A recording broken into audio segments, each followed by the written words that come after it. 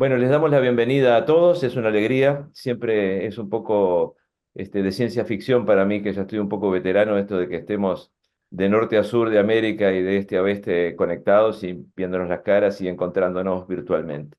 Me acompaña acá Rosario Llenar Hola. y esperemos que este sea el primero de al menos un encuentro anual de intercambio psicoanalítico para darle un poco de espesor personal al nombre de la revista y que podamos servirnos, por decir así, de una posibilidad más que ofrece la Federación, a la que pertenecemos con tanto cariño y con tanta enriquecimiento desde el punto de vista profesional. Eh, es para mí un enorme honor que en algún momento alguien haya tenido la peregrina idea de recomendarme para dirigir la revista.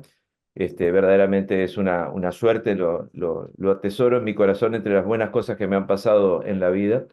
Tiene 13 años de existencia la revista y ahora que por estar en esta posición me he obligado a leer sistemáticamente todo lo que se ha publicado, realmente podemos estar orgullosos de la producción de la Federación. En este momento estamos juntos con los compañeros del comité editorial, que están todos acá presentes en sus pantallitas, en un proceso de mejora de los procedimientos editoriales para lograr la indexación de la revista. Necesitamos más lectores y en parte este encuentro es para que cada uno de nosotros se transforme en un agente publicitario de intercambio. Esperemos que salgamos todos de acá con la convicción de que vale la pena realmente leer los artículos que se publican. Cuando Omar Azelaibe propuso que fueran estos dos los artículos a comentar, todos estuvimos de acuerdo porque nos parecía que reunían muchas cosas que los hacían pertinentes en cuanto, por supuesto, a la calidad teórico-clínica de los mismos y además a la actualidad de su temática, ¿no? Cuestiones de puesta en el cuerpo y particularmente la referencia a las nuevas generaciones, a los adolescentes. Así que hay actualidad, hay originalidad y de eso yo no voy a decir más nada porque a partir de ahora comenzamos formalmente la actividad, tenemos tiempos acotados y vamos a tratar de respetarlos. Así que le doy la palabra a nuestras colegas, Mara Zelaibe y Mara Ferreiro, que nos van a presentar a quienes van a llevar a cabo hoy la parte científica de la actividad. Bienvenidos a todos y ojalá lo disfrutemos. Bem, posso começar? Bom dia, então, novamente, para todos que não estavam quando eu me apresentei aqui. Eu sou do Departamento de Psicanálise do Instituto SEDES e estou trabalhando na revista no momento com bastante satisfação. Então, vamos lá.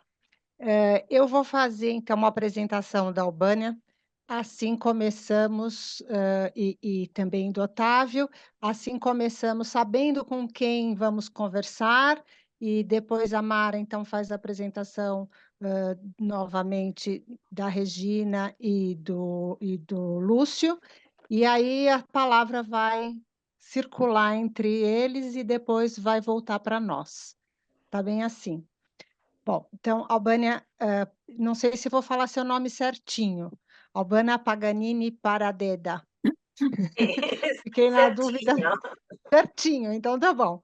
Albânia é psicóloga clínica, psicanalista, mestre em psicologia, tem menção em teoria e clínica psicanalítica pela Universidade Diego Portales, Chile. É graduada pelo curso de pós-graduação em Infância e Adolescência da Associação Argentina de Psiquiatria e Psicologia da Infância e Adolescência, da SAPIA. É acadêmica da Faculdade de Psicologia da Universidade Diego Portales. Além do trabalho que hoje iremos discutir, Albânia publicou recentemente, em coautoria com Mônica Penha, Discursos sobre a Psicologia no Modelo de Subsídios Escolares, a Criança Bem Aproveitada. Esse artigo foi publicado nos Cadernos de Psicologia, ano 2021, volume 23, número 2, da Revista da Universidade Autônoma de Barcelona. Bem-vinda, Albânia. Graças. Vou apresentar agora o Otávio. Otávio, também não sei se vou falar Perdón, certo. Mara, te Otávio interrumpo un Bonet? segundito. Interrumpo Sim, un segundito. sim. Tal vez algunos no saben, pero para poder seguir la interpretación en el otro idioma, tienen que ir debajo a la Ah, cinta de opciones donde dice interpretación y eligen el idioma en el que quieren escuchar. Sim. Había olvidado hacerles esa advertencia. Ah, sim. Ótimo. Então, gente, é só ir no interpretação, que está embaixo, um globinho, e clicar no seu idioma preferido. Pronto. Então, agora eu vou falar. Otávio, é Otávio Boné ou Otávio Boni? Boné? Boné também. Boné também, tá certo. Otávio é antropólogo e psicanalista, professor titular do Departamento de Antropologia Cultural e do Programa de Pós-Graduação em Sociologia e Antropologia do Instituto de Filosofia e Ciências Sociais da Universidade Federal do Rio de Janeiro. Membro associado em formação do Círculo Psicanalítico do Rio de Janeiro. Possui graduação em Antropologia pela Universidade Nacional de La Plata, Argentina, mestrado e doutorado em Antropologia Social pela Universidade Federal do Rio de Janeiro. Otávio tem experiência na área de antropologia, com ênfase em antropologia da saúde e da doença, antropologia das emoções e do corpo e antropologia do trauma. Então, eu agradeço agora e passo a palavra para Mara Ferreiro seguir, e depois, então, a gente vê quem vai começar a falar. Buen día, bienvenidos a todos y a todas. Muy contenta de estar aquí.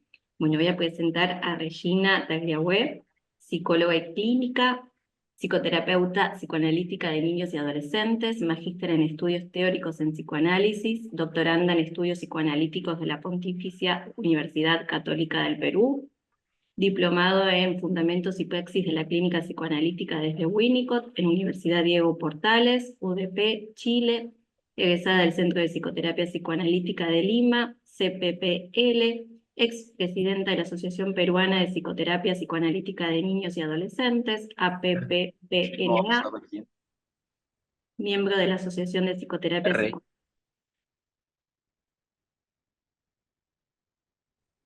¿Me decían algo? Ah, bien. Adelante, adelante, Mara. Ah, bueno. Docente del Instituto Psicoanalítico Interdisciplinario, IPI, docente de la Facultad de Psicología de la Universidad Peruana de Ciencias Aplicadas, UPC, docente de la Escuela de Posgrado de la Universidad Continental, en intercambio psicoanalítico, ha publicado, además del artículo que hoy comentamos, Juan y la máquina de tiempo, en la construcción de lo fraterno, volumen 14, número 2, de diciembre de 2023. Lucio Gutiérrez Erane, psicólogo y doctor en psicoterapia, docente supervisor y paz presidente de la Sociedad Chilena de Psicoanálisis ICHPA, miembro alterno del Comité Ejecutivo de la Federación Internacional de Sociedades Psicoanalíticas IFPS y editor asociado de la revista Foro Internacional de Psicoanálisis. Delegado de ICHPA para FLAPSIP, sus áreas de investigación principal son la metapsicología del grupo intermedio, nuevas subjetivaciones y ciberpsicoanálisis. En el volumen 15, número 1 de intercambio psicoanalítico, de próxima aparición, se incluirá un artículo suyo sobre el estimulismo tecnodigital. Bueno, muy bien. Muchas gracias por las presentaciones. Vamos a escuchar ahora a los presentados. Comenzamos con Octavio Bonet. Va a hacer su presentación. Les pido, eso sí, a quienes vayan a hacer uso de la palabra, que para ayudar la tarea de Adrián, hablen con la mayor lentitud que sea posible para poder seguir bien la traducción simultánea. Muchas gracias.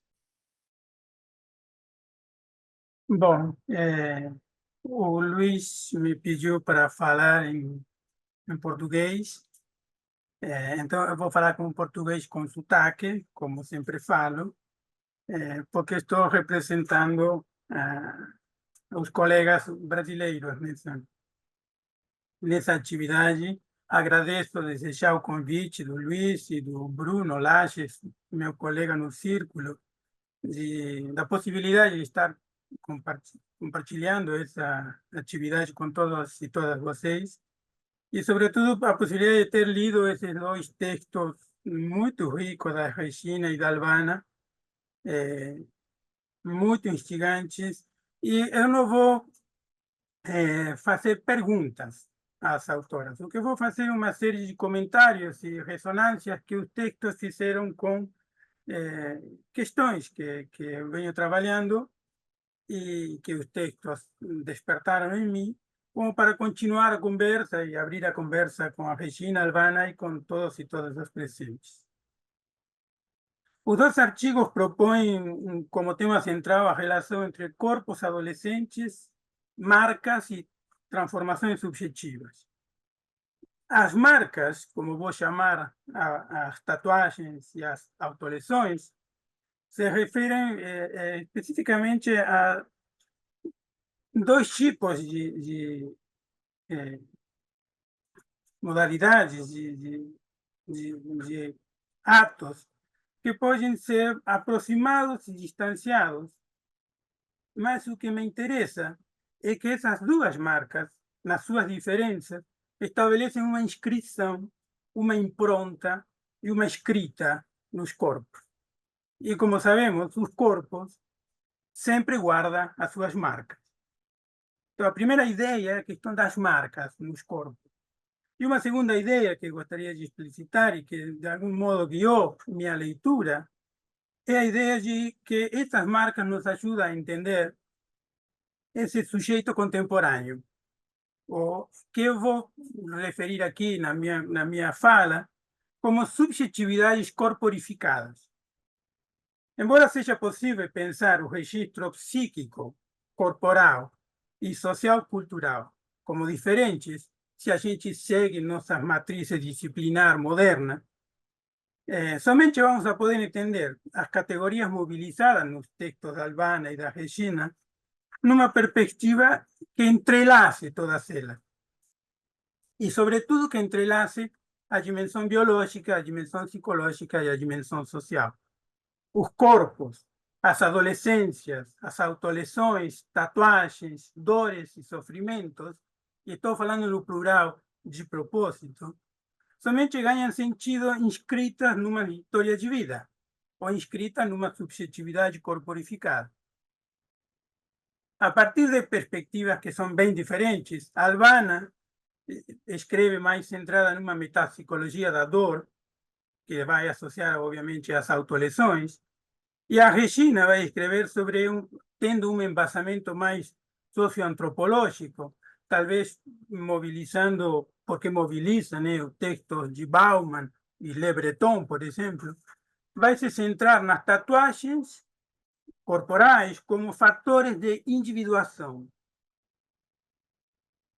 E mais os dois trabalhos centralizam e enfatizam a centralidade do corpo para a metapsicologia contemporânea e, sobretudo, para entender nossa subjetividade contemporânea. Mais ou menos a partir da segunda metade do século XX, a importância do corpo começou a ficar explícita com um novo estatuto epistemológico e que foi fundamental para entender os novos modos de andar no mundo. Essa transformação da categoria corpo veio associada nas ciências humanas a uma crise da representação e a uma valorização da experiência. E na antropologia derivou num conceito como de corporeidade, dos modos somáticos de atenção, daquilo que passa pelo pré-objetivo e que não passa por uma dimensão consciente. Isso veio associado à ideia de que existem fenômenos que escapam às palavras. Existem fenômenos que são vividos no nível da dor, no nível da angústia. E que, como mostra muito bem o texto da Albana, é assim que podem ser entendidas as autolesões. De um modo geral, podemos pensar que existe uma primeira diferença nos dois textos, nessas marcas, cortes e tatuagens, no modo como se associa a este processo de subjetivação. Por um lado, os cortes e as autolesões individualizam através de uma experiência do vazio, da angústia que é vivida no quarto. E, nesse sentido, poderíamos pensá-la como negativa. Depois vou complexificar essa ideia. Em contraposição, as tatuagens individualizam pela singularização do corpo, que vai ser constitutiva de uma corporeidade única, que vai ser do sujeito. E, nesse sentido, poderíamos pensá-la como positiva. Albana mostra muito bem como o ato de se cortar se associa com uma situação de uma dor psíquica insuportável, incomunicável, e geralmente experimentada na solidão do quarto, de uma estranheza com o próprio corpo. Ela começa o texto falando de como quando ela recebe uma menina que se cortava há 2 anos, quando ela recebe no consultório, e ela manifesta uma expressão de dor. E a menina ri e diz que não sente nada. E aí ela diz, poderíamos dizer que o corte que dói não é o do corpo, mas é o do eu. O corte das relações sociais, o corte da relação com o outro. Albana escreve na página 93, a dor não é o corte, é a dor é o encontro com o mais absoluto vazio. O que dói é o esvaziamento do eu. Essa autolesão que vai ser produzida na solidão do quarto não vai remeter a um grupo, como poderia ser a comunidade dos adolescentes que se cortam, porque não se fala. Embora, como mostra Isabel Fortes e Medeiros, existem blogs que são dedicados às autolesões. Não obstante, os cortes não são feitos para serem mostrados. Por esse motivo, é o lugar onde se faz o corte importante. E, desse modo, cria uma anatomia moral no adolescente. E, ao mesmo tempo, envolvem um aprendizado de como se cortar sem correr riscos, testando a pressão na mão para encontrar a profundidade certa e que permita um tratamento no quarto. E aí, a Albana também diz, na página 89, existe uma espera para ver a cicatrização. E essa espera pode nos remeter a uma busca por ensaiar uma sutura, entre aspas, desse vazio, como se não visse somente um corpo que se mutila, mas um corpo que se repara, um corpo que cicatriza. E nesse sentido, a negatividade aparente inicial se complexifica para ensejar um modo de autocura. Como afirma Le Breton, a marca no corpo funciona como soporte para se desvincular de antigos fardos. A marca seria o preço a ser pago para dar uma continuidade à existência. Do ponto de vista metapsicológico, Albana associa o esvaziamento da dor, o esvaziamento do eu, desculpem, na dor e no luto. E isso nos permitiria pensar a questão de como acompanhar a esse adolescente e se situar como um outro testemunho dessa dor que o ajude no processo de transformar a dor em sofrimento, como propõem Birman e Fortes. E desse modo sair do vazio da solidão para se inserir em relações com os outros. E aí se pergunta a Albana, na página 90, como se constitui a experiência subjetiva da dor? Como poderia ser pensada a dor psíquica? Que relação existe entre essa dor mental e a dor física? Essas perguntas sumamente interessantes e que direcionam o argumento para a dimensão metapsicológica me levaram a pensar na relação entre a experiência subjetiva da dor, vivida pelos adolescentes nos quartos, e a experiência coletiva da dor. Talvez o problema esteja justamente na impossibilidade de dizer, de mostrar, de falar, de traduzir essa experiência subjetiva para um outro. Com outras palavras, como compartilhar essa dor com um outro. Como contraponto a essas dores das marcas, dos cortes, que estão no vazio do quarto, em uma dimensão solitária, escondida, quase tabu, existem em inúmeras culturas as escarificações, que marcam a passagem para a vida adulta, que são os chamados rituais de passagem. Mas essas últimas produzem uma dor que é vivida coletivamente. Uma dor que institui uma identidade. E nesse sentido, porque é constituinte, é relacional. porque é vivida coletivamente. No texto da Regina, falando das tatuagens, também podemos encontrar que o adolescente se aproxima de um corpo estranho. É um corpo generalizante e precisa singularizá-lo. A autora vai citando David Le Breton, e que fala como esse singularizar o corpo é aperfeiçoá-lo. E essa ideia de aperfeiçoamento me remeteu a uma ideia muito interessante, a uma passagem muito interessante de um filme de 2013, que vocês devem ter visto, que é o filme Ela, de Spike Jonze, quando Samantha, que é o sistema, o aplicativo, fala para a protagonista, Theodore, que ela sente pena dos humanos, porque nós estamos presos a corpos que são imperfeitos, que adoecem, que envelhecem, que geram desconforto. Essa passagem do filme me pareceu muito interessante porque me remeteu ao livro do Le Breton, Adeus ao Corpo. Mas esse adeus, diz Le Breton, teria consequências importantíssimas para o humanismo desde a nossa modernidade, já que o humanismo foi possível pela constituição de um corpo que é resíduo de três cortes: do corte do sujeito com o mundo, com a comunidade e com ele mesmo. Digamos, se o homem existe por meio da forma corporal, e a forma corporal se relaciona com a humanidade, com a definição nossa de humanidade. Se vamos mudar essa forma corporal, isso vai derivar em modificações da humanidade. Um pouco o argumento de Le Breton no livro é: não podemos prescindir do corpo, porque é o que nos permite estar no mundo. Então, se não podemos prescindir do corpo, talvez podamos modificá-lo, podamos repará-lo.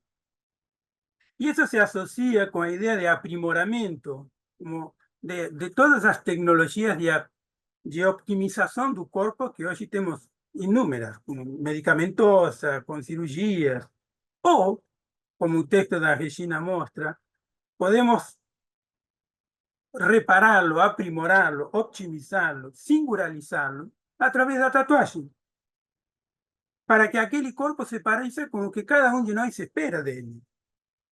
Digamos, a tatuagem permitiria, então, constituir uma diferenciação do eu corporal em relação aos outros. Mas também na adolescência, a tatuagem poderia ter uma outra função, que seria a de... É um momento de inúmeras transformações. Então, a tatuagem fixaria alguma coisa, fixa no corpo, fixa na pele. Regina fala na página 62.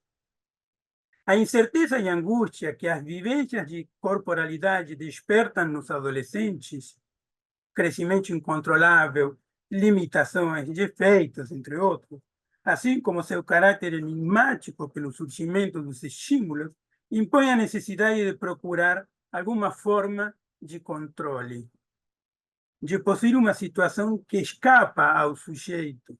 Imagens. A tatuagem pode se tornar o meio ideal para controlar o desconhecido, que a corporalidade adolescente evoca. É como se, então, nessa cita da Regina, a tatuagem teria a função de fixar um fluxo, de corporalizar os estímulos incontroláveis dessa adolescência. E, ao mesmo tempo, podemos pensar que na autolesão, o corte também opera fixando na superfície do corpo o desconforto do vazio, o desconforto do indizível. Então, se a adolescência é uma incerteza, e se o corpo se torna desconhecido, e por isso mesmo fonte de sofrimento, a tatuagem aparece como reparadora. Já não é um corte, mas é uma marca. Mas é uma marca que institui uma identidade. E é uma marca que conta uma história. E, nesse sentido, podemos associá-la a essas escoriações dos rituais de passagem. E Regina mostra isso muito bem na página 67, diz: a escrita na pele se instala como uma marca que ritualiza sua passagem para a vida adulta. A pele é o limite entre o eu e o mundo.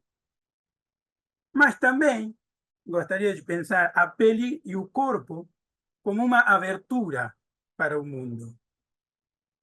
É uma abertura e uma tela na qual escrevemos uma identidade que pode ser sonhada ou uma identidade que pode ser insuportável.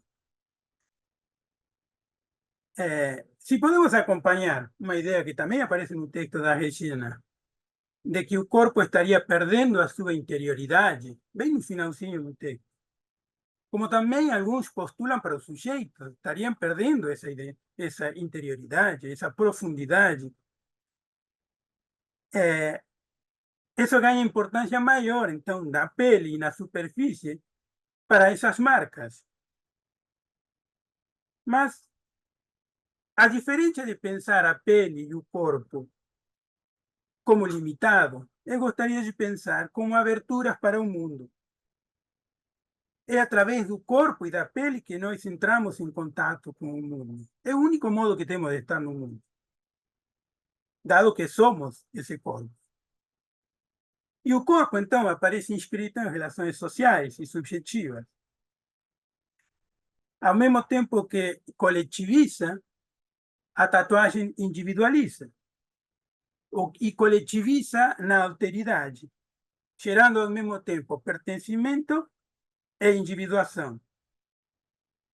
E os cortes podem proporcionar ao sujeito essa sensação de continuar e a se sentir vivo e a se sentir em relação ao mundo. Diz Le Breton num texto sobre autolesões: mudamos nosso corpo diante da falta de poder mudar o ambiente nefasto. A incisão é, antes de tudo, uma cirurgia de significados. A conversão do sofrimento em dor física restaura provisoriamente o enraizamento no mundo. Talvez a questão seja como produzir um deslocamento em que um contato com o mundo não se produza pela dor, e sim por uma relação na diferença. Para terminar, eu gostaria de pedir licença a vocês e fazer uma extensão lateral dos artigos que hoje nos reúnem e fazer um exercício de um pensamento abdutivo, derivado de um livro que eu gostei muito de ler, é de uma antropóloga americana que se chama Cogumelo do Fim do Mundo. E o subtítulo é sobre a possibilidade da vida nas ruínas do capitalismo. Para pensar essa possibilidade de viver nas ruínas, Anna Singh persegue o cogumelo que se chama Matsutake, que são cogumelos selvagens que crescem na floresta donde existe uma perturbação humana. Esses cogumelos nutrem o solo, nutrem os pinheiros e ajudam a floresta a se regenerar em ambientes que são degradados. Nas últimas décadas, viraram uma mercadoria global e que começou a ser coletada em todas as florestas do hemisfério norte. Em princípio, somente se conheciam que existiam no Japão e cresciam associados a um pinheiro vermelho japonês. Por quê? Porque o pinheiro cresce em solos produto do desmatamento. Só que quando o cogumelo virou uma iguaria na comida japonesa, começou a desaparecer. Os pinheiros começam a desaparecer na década de 50 e com isso os cogumelos. E com isso dispara o preço do cogumelo no Japão. Então precisamos encontrar cogumelos em outro lugar do mundo. E aí começam a descobrir que existem nos Estados Unidos e existem no México, associados a outro tipo de pino, que é o pino com torta. Também no Japão começam a aparecer grupos para poder regenerar o pinheiro vermelho japonês para produzir e que proliferem os cogumelos. Por que me lembrei disso, desse livro? Anna Singh vai concluir que a restauração precisa de uma perturbação anterior. e que nesses encontros, todos nós, somos contaminados. Então, a pureza não é opção. E nessa direção, a Nassim propõe a noção de precariedade como, cito ela, um estado de reconhecimento da nossa vulnerabilidade aos outros. Para sobreviver, precisamos de ajuda. E a ajuda é sempre um serviço de outro, intencional ou não. Em poucas palavras, em um mundo de transformação, ou em um processo de transformação como a adolescência é, o caminho talvez seja aceitar caminhar com os outros, visando o renascimento a partir da perturbação. Bom, essas eram minhas ressonâncias, meus comentários a partir da leitura desses dois artigos maravilhosos e agradeço a possibilidade da troca. Muito obrigado a todos vocês. Nós que agradecemos, Otávio, muito obrigada. Eu vou, então, passar a palavra para o Lúcio, que também vai ter 20 minutos, assim como o Otávio, e depois, então, a gente passa a palavra para a Albânia e para a Regina, que terão cada uma 10 minutos, e depois a gente volta para os nossos convidados mais 5 minutos, e depois a gente abre para todos os presentes, tá bom? Então, por favor, Lúcio, agora a palavra com você.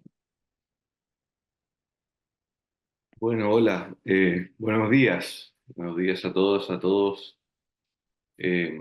Quisiera partir agradeciendo la invitación de Luis Correa y de todo el equipo de intercambio psicoanalítico, al comité de la revista, bueno, a los colegas y a los amigos de AUDEP que nos están alojando virtualmente en su casa en este momento, y a la directiva de FLAPSIP. Veo ahí a Sara, qué gusto verte, presidente de FLAPSIP.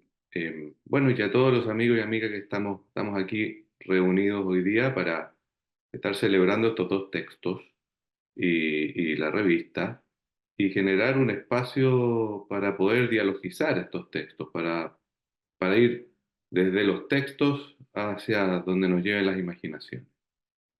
Son textos que me gustaron mucho, al igual que la intervención que acabo de escuchar de Octavio, que me pareció sumamente interesante y con la que vamos a encontrar mucha resonancia.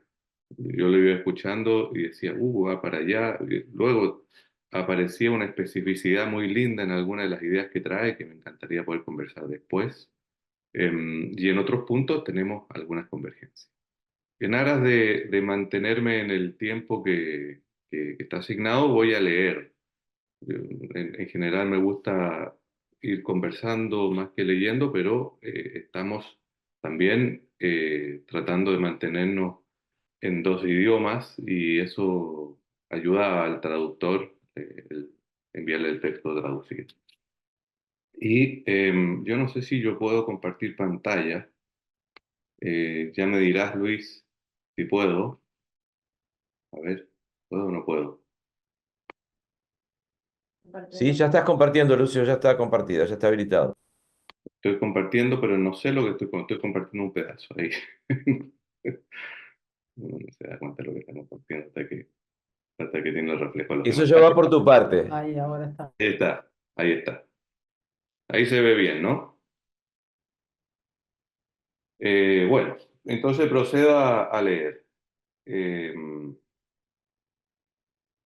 Sobre los tatuajes y lo autolesivo. Nos convoca a pensar las adolescencias y el cuerpo. Regina trae el asunto del tatuaje y Albana el asunto de las autolesiones.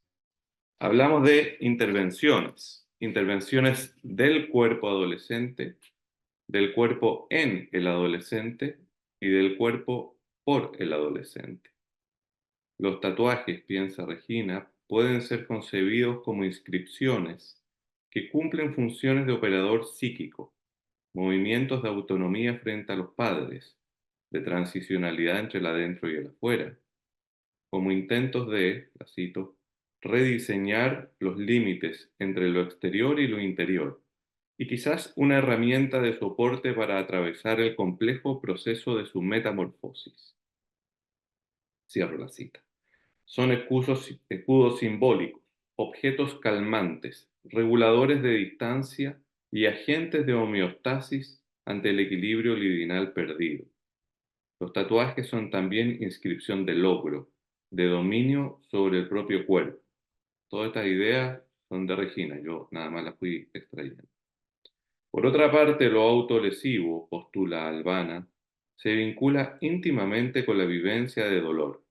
El dolor como experiencia límite en la vecindad del duelo sin serlo. Heridas sin identificación, donde el producir así marcas dolorosas puede ser pensado como intentos fallidos de alivio ante la sombra del vacío. Un dolor tránsito que mueve lo psíquico a lo somático y viceversa. Un grito que no convoca, silente. La autora lo liga al trabajo de lo negativo, al modo como fue desarrollado por André Green. Cita de Albana. Una forma de ligazón no necesariamente elaborativa, donde la relación con el objeto inerte no abre una vía a la producción. Cierro la cita. A propósito del caso ilustrado, la autora despliega una tesis radical. Lo autolesivo, cita de Albana, no sería ligar lo desligado, sino excitar lo inerte o el vacío del yo. Hacer cuerpo en un cuerpo ajeno y así provocar una cualidad sensorial. El dolor no es corte, el dolor es el encuentro con el vacío más absoluto.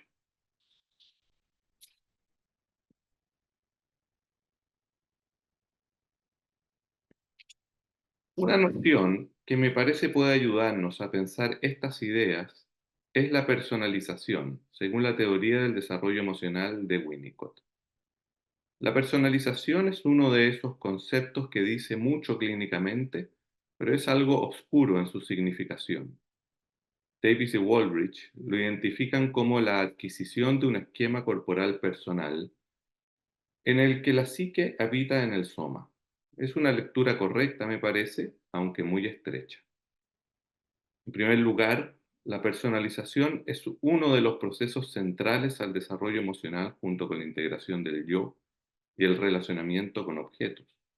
Tomando noticia de la idea freudiana del fundamento del yo como yo-cuerpo, es que Winnicott plantea la idea de la personalización para indicar que la persona del bebé comienza a vincularse con el cuerpo y las funciones corporales, con la piel como membrana limitante. Entonces, la idea de función vinculante entre psique y soma es parte de la idea de personalización, no solo el desarrollo de un esquema corporal que, dependiendo cómo se mire, constituye cierto desarrollo simbólico y de la mente. En esta línea es que en otro lado Winnicott le plantea como un logro de una relación cercana entre la psique y el cuerpo, entendiendo por cuerpo un soma que contiene formas y modos de funcionar particulares. También está la idea de persona allí. ¿Por qué llamarle personalización a este proceso? Porque la idea de ser persona se liga al sentido de existencia, que para Winnicott encuentra sus bases en la residencia de la psique en el soma. El término para la residencia es el indwelling, que refiere a ocupar permanentemente, habitar, apropiarse de un lugar y vivir allí, en el sentido en el que decimos cotidianamente, ¿dónde vives? Vivo en X. Personalización es el proceso por el cual se integran experiencias motrices, sensoriales y funcionales en un todo y se va desarrollando una faceta estable de la relación del ser en términos de esa integración, al punto que la psique vive en el soma. Allí, para Winnicott, surge un nuevo estado que es ser una persona. El potencial para personalizarse viene dado por los cuidados del ambiente y las huellas que deja. Si seguimos la idea de que la psique vive en el soma, los modos del cuidado en relación con las experiencias motores, sensoriales y funcionales serán luego los modos de lo psíquico relacionándose consigo mismo y con el mundo exterior. Con André Green, la madre, con sus cuidados sensibles que luego, merced a la alucinación negativa, deviene marco encuadrante de las economías libidinales. Marco a los equilibrios, sobre la base de los cuales surge la experiencia no solo de ser, sino de existir, lo que involucra habitar el cuerpo. Conecto esta idea a lo que Albana menciona bellamente como los enlaces amorosos que hacen posible el equipaje suficiente para afrontar las turbulencias del crecimiento y la madurez sexual.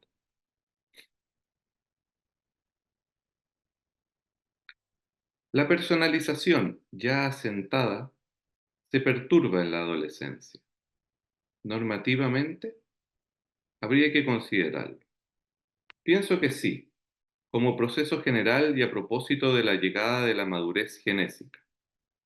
La perturbación no implica necesariamente ruptura, sino un proceso que requiere una retramitación. Como frente a un temblor fuerte, de esos que tenemos por decenas acá en Chile. Hay siempre un movimiento de resituado del hábitat. ¿Están todos bien? ¿Algo se ha caído o dañado? ¿Era importante? Bueno, retomamos. Pero no todos los temblores llegan en la misma magnitud y no todas las residencias resisten del mismo modo. El alcance de la perturbación y el modo como se resuelva abrirá pasos a nuevos crecimientos y también, a veces, a distorsiones. No es casual que en la adolescencia vemos la emergencia con fuerza de fenómenos como las autolesiones y los tatuajes, así como también el rebrote de fenómenos psicosomáticos directos, trastornos de alimentación y todo lo adictivo. La vida de la psique en el soma se ve perturbada y surgen distintos modos de vérselas con ello. Entonces, desde una mirada puesta en el trabajo de personalización adolescente como un continuo, tiendo a pensar en las convergencias y en las diferencias que hay entre los cortes y los tatuajes. Pienso en las convergencias en términos funcionales, un yo intentando recuperar su unidad a partir de la experiencia sensorial y motriz del cuerpo, así como del relacionamiento con el cuerpo en tanto objeto, lo cual refiere a la integración, y al mismo tiempo al yo intentando proyectarse en el mundo y relacionarse consigo mismo desde su conciencia corporal, que refiere a la personalización. También tatuarse y autolesionarse son ambos actos hacia el propio cuerpo, que entraman íntimamente dos lógicas psíquicas diversas y coexistentes, en lo alucinatorio y en lo racional cartesiano. Cuando preparaba este texto, recordé un paper de Eleonora Casaula, que mira lo autolesivo y los tatuajes desde la teoría bilógica de Mate Blanco. Tatuarse y autolesionarse son actos en el que coexisten una lógica asimétrica racional y una lógica simétrica. Lo asimétrico racional que lleva a lo infringido, su lugar corporal seleccionado, su realización material como un acto mentado. Lo simétrico en la permutación de dolor físico y psíquico, la plenitud del dolor donde las distinciones yo-otro, fuera-dentro, por un instante se borran. Pero por otra parte, por supuesto, hay diferencias importantes. Permítanme mencionar tres. La primera tiene que ver con el lugar del otro. El reconocimiento del otro en las adolescencias es central. Bueno, siempre, pero especialmente en las adolescencias se vuelve saliente. En el tatuaje, este reconocimiento encuentra una forma ritualística con el tatuador, como fue señalado por Regina. Un soporte momentáneo de una relación con alguna elusiva forma de verdad. Winnicott refiere que no hay tragedia más grande para el self que esconderse y que le dejen de buscar. El tatuaje, pienso, contiene algo de esa esperanza de ser visto, sin necesariamente mostrarse. Persigue una fijeza, aunque se esconda, ha nacido para ser visto. Lo autolesivo, en cambio, es la mayoría de las veces un acto privado, en secretismo y en aislamiento psíquico. Sus marcas son estorbos a un ejercicio que buscará repetirse, más al modo de la bulimia que al de una pictografía. Cuesta encontrar allí, salvo en algunas descripciones clínicas muy específicas, un llamado a la mirada. La segunda diferencia refiere al lugar del fenómeno respecto de la personalización. Lo autolesivo produce una detención de la despersonalización a través del acto y del dolor que la acompaña. Su función recuerda a las psicosomatosis graves, al modo como son comprendidas por Pierre Martí en tanto paralizaciones de las desorganizaciones, pero activa y muchas veces compulsivamente, siendo un esfuerzo en torno a la personalización, pero como producción agónica del límite o frontera, la última frontera de la personalización. El tatuaje, en cambio, es mucho más variable, es mucho más heterogéneo. Puede ser pensado como una reapropiación del cuerpo, una personalización por vía de la investidura del objeto tatuaje y del cuerpo a través de él.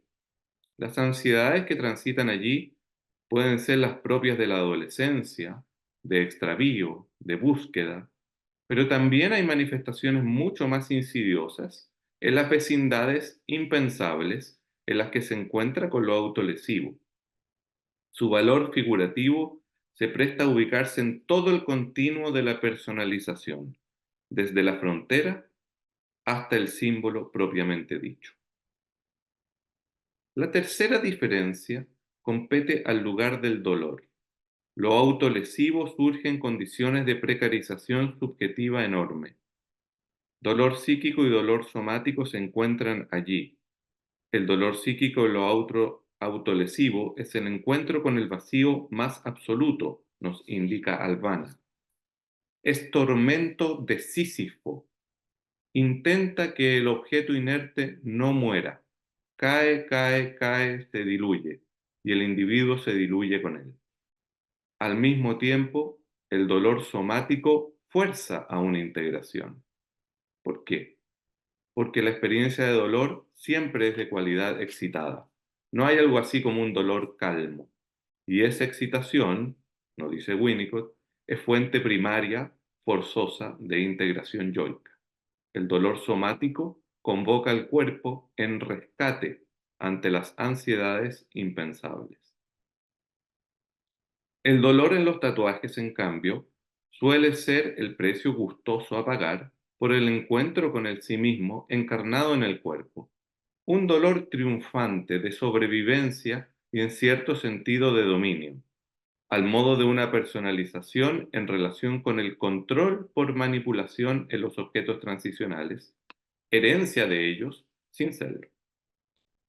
La materialidad del cuerpo recibe la insignia de su realidad, una imagen perenne y el dolor que la atestigua. Hacer el cuerpo único y apropiarse de éste son un mismo asunto. Regina liga el tatuaje a una reconciliación. Reconcilio, un llamado a reunirnos, dice Regina. El adolescente ve al tatuaje como parte de sí mismo. ¿Quién les había robado su cuerpo? Busca crear su propio cuerpo en donde intenta, muchas veces, evadir la dificultad de ser el mismo, reconciliándose con una imagen devaluada que por medio del tatuaje adquiere valor para él. Cierro la cita. ¿Será entonces el dolor del encuentro consigo mismo algo así como los dolores de crecimiento, en inglés los growing pains, psíquico? ¿Serán dolores que atestiguan la carencia de ese encuentro y la necesidad de suplirlo? Sea cual sea el caso, y aún ambos, los tatuajes muestran una riqueza simbólica en la relación con el dolor que resulta muy distinta a lo que suele darse con lo autolesivo. Algunas preguntas para finalizar mi intervención a los autores y sus textos. Quisiera traer dos áreas de interrogación. Respecto a los tatuajes, hay un problema que me queda dando vuelta y es el relativo a la cultura y el espacio-tiempo. Pienso en los que evitan los tatuajes. Típicamente no quieren acuñar en sus cuerpos un enunciado imagen de lo que se arrepientan luego.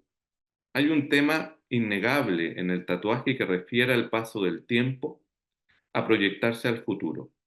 Personalizarse refiere a la vida de la psique en el soma y a la persona en relación con su existencia corporal, en relación con otros, lo que supone cultura y lazo social.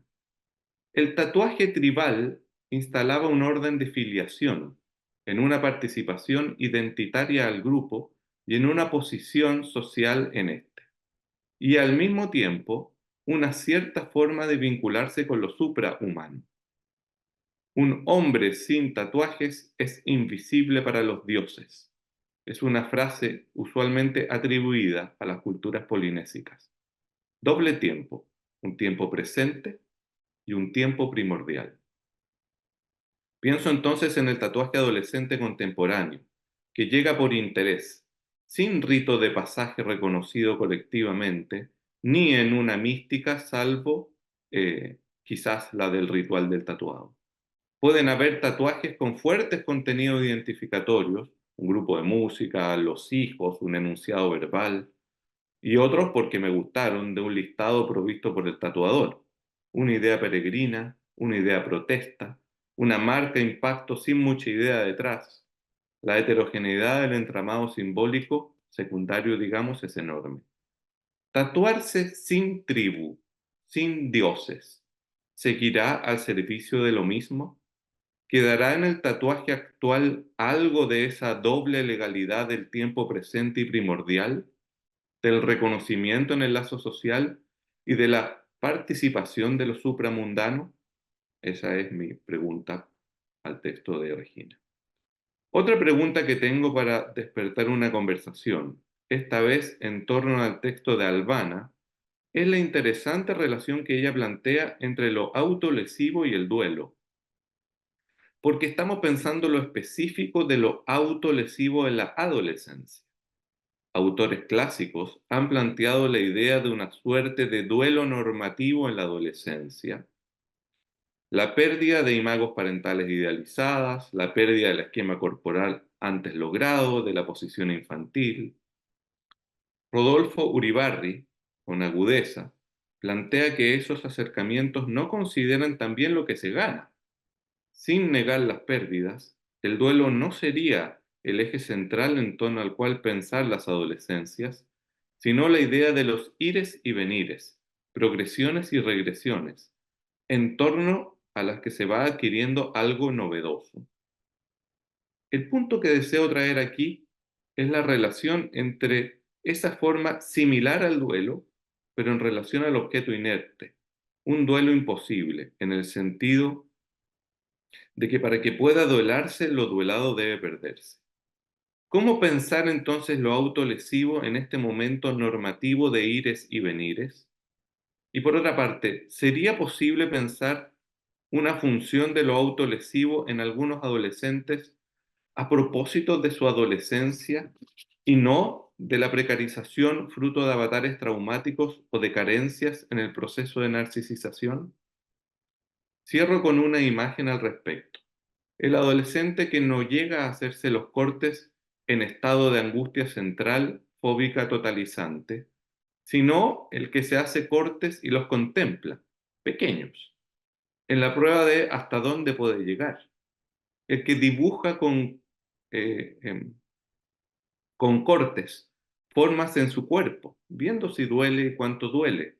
El que se pincha con el compás, con el lápiz, el que se golpea con el elástico, el que se saca cueritos y no puede dejar de hacerlo, aunque duele y porque duele. ¿Dónde termina el sadismo gozoso, exploratorio incluso, y dónde empieza el derrumbe? Esa es mi pregunta con el texto de Albana y para Albana. No tengo más que agradecer la oportunidad de pensar y conversar con ustedes sobre estos puntos. Seguramente se irán desarrollando más en la discusión. Muchas gracias. Muchas gracias, Lucio. Muy interesante. Bueno, ahora le damos las palabras a las autoras, a Albana y Regina. Recuerden que tienen 10 minutos cada una. Comenzamos, si quieren, con Albana. Bueno,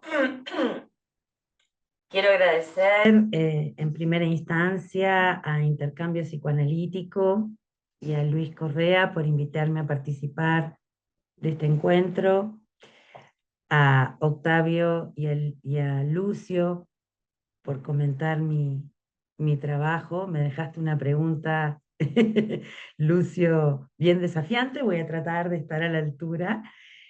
Quiero agradecer a Sapia profundamente, yo soy egresada de la formación de Sapia, y en especial hoy quiero agradecer a Mariana Groisman, que también es mi supervisora, por ayudarme a pensar mi trabajo clínico y alentarme a escribir, que es algo que me gusta mucho hacer, y que he retomado hace un tiempo. Yo voy a leer algunas cosas que escribí,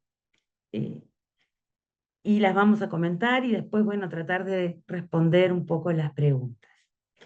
Yo confieso que volver a releer esto que escribí hace ya más de un año me causó cierta extrañeza. Pensé, hoy diría tal vez otras cosas a propósito de la pregunta de Lucio. Pensé que la escritura entera de ese artículo habla de un tratamiento con una jovencita y es un tratamiento que debo decir que no llegó a buen puerto, y sobre las implicancias que eso tiene en el pensamiento de un analista.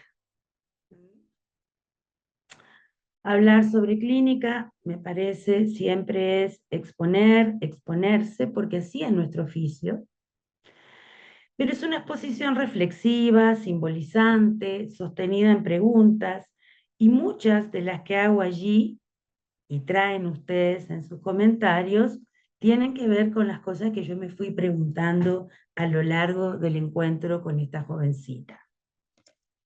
Entonces yo leyendo, dije, voy a retomar esta primera línea en este encuentro, donde frente a mi expresión de dolor y de cuando veo estas heridas, que son cicatrices queloides muy impresionantes, ella me dice que no siente nada, se ríe, me quedo sorprendida de su risa, y hay cierta perplejidad en esa risa y fascinación.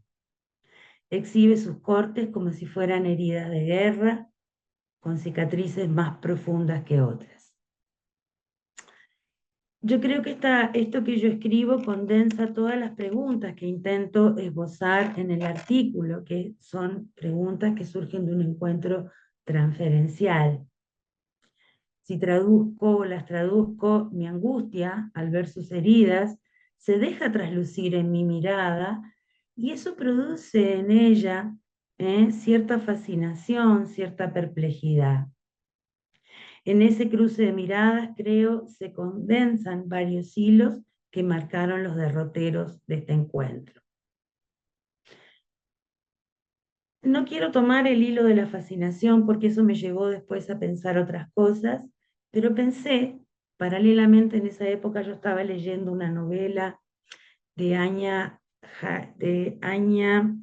Yanihara, no sé cómo si está bien pronunciado el apellido, que se llama Tan poca vida, donde el personaje central se autolesiona, y se autolesiona también en la soledad de un dormitorio, en una escena que construye, al igual que esta jovencita, porque no puede soportar el amor. El momento de esa escena sobreviene, no soporta el amor, no soporta ser amado y no soporta ser amable. Algo del amor aparece, y viene la autolesión. Y eso me llevó a pensar que la destitución del otro a veces preserva al sujeto de algo que puede ser muy enloquecedor, y es la experiencia del amor y el desamor. Por eso mi tesis lució tan radical en un momento, porque estaba pensando en el amor y en el desamor y en la incapacidad de amar y los efectos que eso tiene. Hoy hay otras cosas que también pensaría. Yo me situé en esta pregunta para pensar la angustia y su distinción con el dolor, a propósito de este encuentro y de este cruce de miradas. Y en el trabajo yo fui tomando algunos desarrollos de Freud pero de la mano con Pontalí, quien tiene un libro muy lindo sobre el dolor, que es hermoso, y que me facilitó Facundo Blecher cuando yo estaba haciendo mi monografía de Asapia y que fue muy iluminador. Así que también agradezco esa sugerencia. En esos trabajos que fui revisando de Freud, Freud intenta darle al dolor un estatuto metapsicológico. Primero, describe la vivencia primaria de satisfacción y como contrapunto de la vivencia primaria de satisfacción, se pregunta si hay una vivencia primaria que marque la hostilidad, el dolor, en fin. Así lo entendí yo. Luego, en inhibición, síntoma y angustia, una exposición y una expresión que guarda cierta vecindad con el duelo. Intenta, me parece, definir o diferenciar metapsicológicamente el dolor y la angustia, que no tendrían el mismo estatuto. Estaba muy tomada pensando yo en el momento que escribí ese artículo en eso. La angustia como un afecto ya es, de alguna manera, una forma primaria de ligazón. Y en ese sentido, Laplanche, en el Seminario de la Angustia, menciona cómo el trabajo de ligazón se va construyendo en distintos registros, y uno de ellos es el problema de la angustia como efecto, y su vecindad con el soma, en fin, lo más próximo a lo somático, pero tiene un trabajo elaborativo, puede transformarse en un significante. Nos encontramos en un nivel de elaboración, y el dolor yo pensaba como algo mudo, vacío. Ahora pienso tal vez agregar otra cosa, algo más cercano a la pulsión de muerte, y por eso tomé esto de Green, de la función desobjetalizante, el vaciamiento del yo, como algo que marcaba un instante. Pensaba en lo silencioso, en la escena muda de un dormitorio solitario, donde hay algo que no se pone en juego con el otro o los otros, como puede ser, por ejemplo, una autolesión que yo publico o reviso en una página y comparo con otros adolescentes, o ciertas autolesiones que pueden ser muy leves que hacen las adolescentes y las adolescentes en el baño de un colegio, por ejemplo, o una marca de elástico, etc. Creo que efectivamente no tienen el mismo estatuto y no responden a los mismos funcionamientos psíquicos. Creo que hay que hacer una distinción. Por eso estaba muy radical en ese momento. En esta escena, es una escena imposible que sobreviene en la noche, en la soledad, tal vez un intento desesperado por ligar, escribir, figurar, eso que es puro vacío y mudez. Hay algo del dolor que es bien enigmático, porque por un lado hay este vacío, pero por otro lado yo estoy de acuerdo con Lucio que hay algo del orden de la excitación y de algo también de apelación a cierta vida. Hay como un doble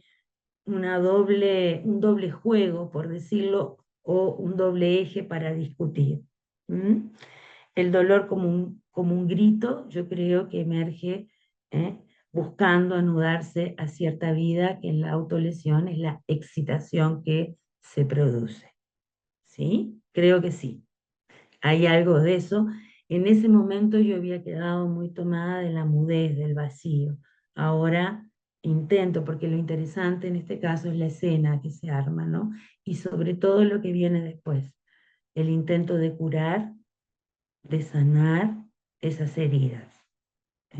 Me parece que esa escena no es la misma de adolescentes jugando en el baño, haciéndose cortes leves u otro tipo de autolesiones. Creo que ahí hay algo de una intimidad y de una búsqueda, ¿no?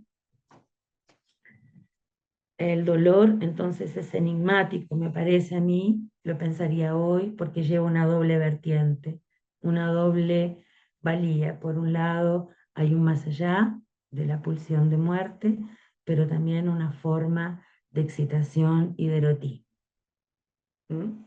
eso es lo que hoy hubiera agregado al trabajo, no hubiera sido tan extremado, ¿no?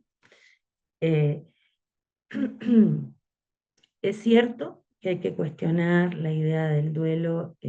Tú mencionabas, Lucio, y me pareció también bien interesante este texto de Arminda Verasturi y Mauricio Nobel, que fue uno de los primeros textos sobre que yo leí, al menos de adolescencia, hace muchos años, y sobre los trabajos de duelo del adolescente, y que habría que replanteárselo, ¿no? Si es posible o si en todos casos lo podemos pensar de esa manera. Bueno, eso es lo que yo pensé. Gracias, Albana. Gracias. Muchas gracias. Regina. Hola, buen día. Bueno, estoy acá, estoy hoy en un escenario diferente porque me tocaba clases en la universidad de 8 a 10 y justo en el curso de psicoanálisis y estamos en el capítulo de psicopatología, ¿no? Entonces, me han visto de repente voltear porque tengo algunos alumnos, ellos escuchando, para que se imaginen un poco a futuro la posibilidad de encuentros como este y que pudieran también mirar cómo uno puede producir un material, ¿no es cierto? Pero bueno, acá estamos. Agradeciendo a Luis por, digamos, por generar este encuentro a partir de la revista Intercambio Psicoanalítico, a Octavio y Lucio sus comentarios pertinentes, el texto de Albana también un poco para hacernos pensar, decía un poco estos artículos ambos conectan el tema de la adolescencia y el cuerpo en la adolescencia, ¿no? Y cómo el cuerpo siempre es el escenario, pero especialmente en la adolescencia se convierte en un escenario muy importante en estos intentos de integrar psique-soma, ¿no? Y de alguna manera también tatuajes, autolesiones, es algo, digamos, son experiencias que nos traen los adolescentes, los jóvenes a la consulta y lo vemos también en el cotidiano más allá de la consulta, ¿no? Que nos lleva un poco a la necesidad de pensar en las nuevas subjetividades de la sociedad contemporánea, ¿no? También traía algo que en realidad la primera vez que escribo algo sobre los tatuajes es cuando estaba haciendo la maestría. Y ahí planteé el tema que ahora lo traigo, es el palincesto, ¿no? Que en este artículo no lo incorporé, pero encontré esa definición. En esa época, digamos, la primera aproximación era los tatuajes como envoltura del cuerpo, ¿no?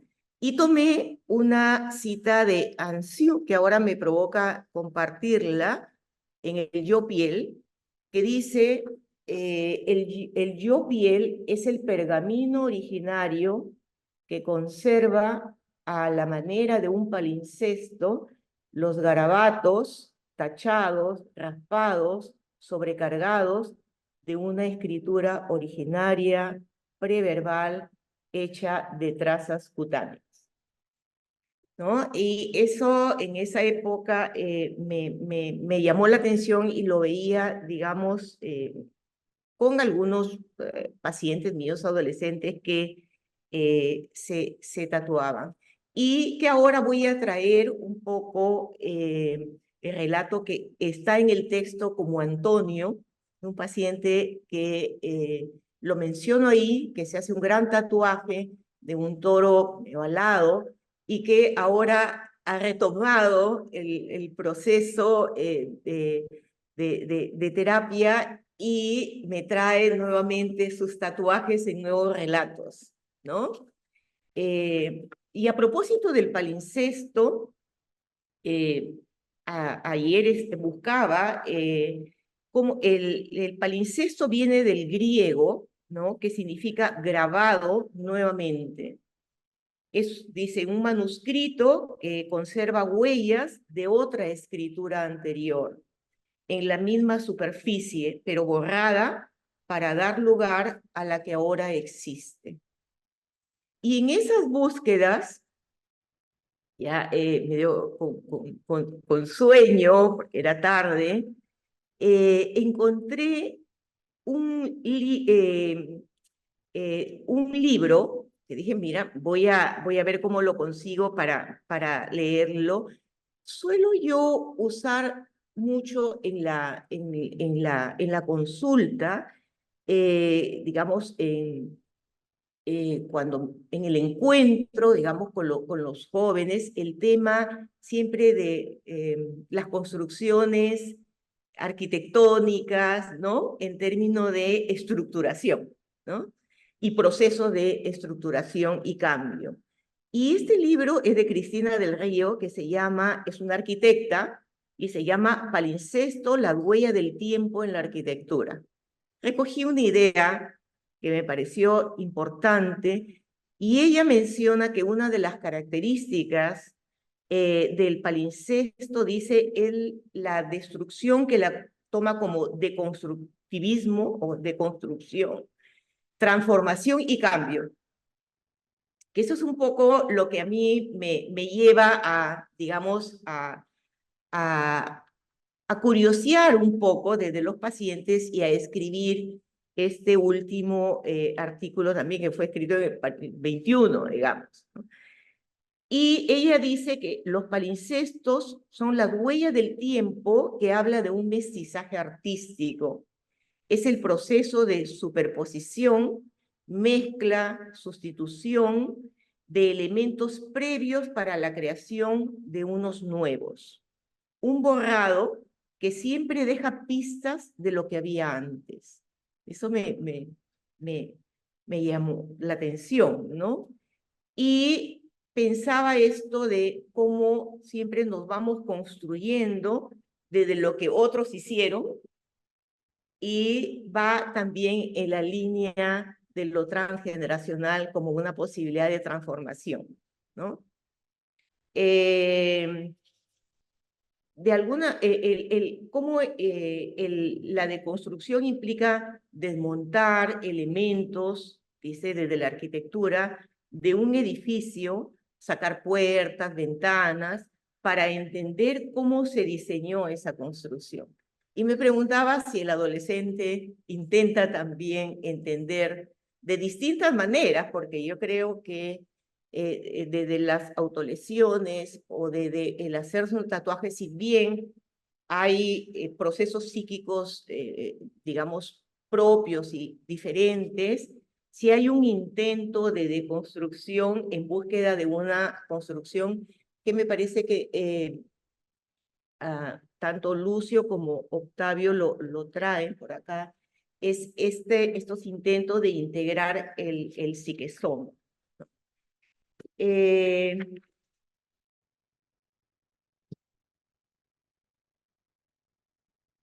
Traigo el caso de repente de este paciente, Antonio, que él ahora tiene 28 años, ¿no? Y hace poco acaba de retomar, y él hacia los 15, 16 años se hizo 16, pues, este toro alado, y él ahora me trae una reelaboración de sus tatuajes, ¿no? Y eso me llamó la atención, y él me relata y trae como una historia y su proceso de elaboración de lo que ha ido él tatuando. Y él, por ejemplo, me dice, mira, Regina, estos seres mitológicos que antes estaban ahí y podían ser como monstruos, ¿no? Ahora los voy transformando, y me hace un relato mayor, y lo que trae es como esto que él va aceptando, que está grabado, lo va transformando, pero que lo va interiorizando en el proceso de aceptación, que eso está dentro, ¿no? Y me llamó la atención, no sé si lo estoy trayendo tal cual él me lo plantea hace poco, y es como él ha ido procesando también su propia historia, sus vínculos con sus padres, especialmente con el padre, y en esa búsqueda de mirada del padre, no sé si eso equivale a los dioses, a la mirada y la validación de los dioses, y al narrar estas historias en sus tatuajes, cómo él va resignificando y procesando su propia historia, ¿no? Interesante porque en él y la vez pasada en otra persona que, digamos, ahorita no voy a mencionar, pero sí veo un encuentro entre la historia individual y la historia social. Por ejemplo, él se ha tatuado son personajes de la historia del Perú, Micaela Bastidas, Tupac Amaru y José María Arguedas, ¿no? Este chico también escribe cuentos, ¿no? Escribe historias, y me parece importante porque habla de la historia social del Perú, Tupac Amaru y Micaela Bastidas, digamos, rebeldes, subversivos, ¿no? Esta parte subversiva que él trae, y cómo él la va integrando en su proceso personal, ¿no?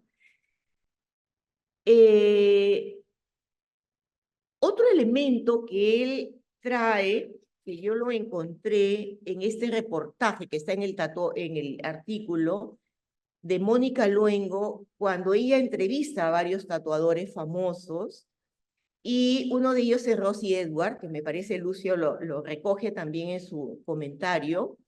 Ella habla que el tatuaje no es moda, dice, es cultura, y que cada día, ahí se plantea que como cada día hay adolescentes, jóvenes y mayores también que se van tatuando, ¿no? Y hay un encuentro entre el tatuador y el tatuado, ¿no?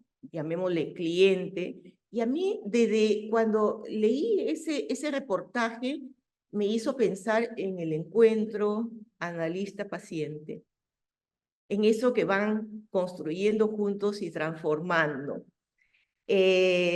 Todo se conecta con algo, y la idea es contar una historia que tiene un patrón de significados, y luego aparece el tatuaje, digamos, como una producción de ambos. Y eso me trae ahora. Perdón que interrumpa, estamos sobre los 10 minutos. De repente, esto nada más agrego, esto me trae Antonio ahora, y él me habla de ese encuentro con el tatuador y todo el proceso de transformación de sus tatuajes antiguos para ir integrando en nuevos tatuajes, que finalmente es su propia historia, cómo la va integrando. Pero me pareció muy interesante leerlo en este reportaje y traerlo, digamos, en un testimonio de un paciente que había visto anteriormente y que ahora retorna, ¿no? Bueno, ahí me quedo. Muchas gracias.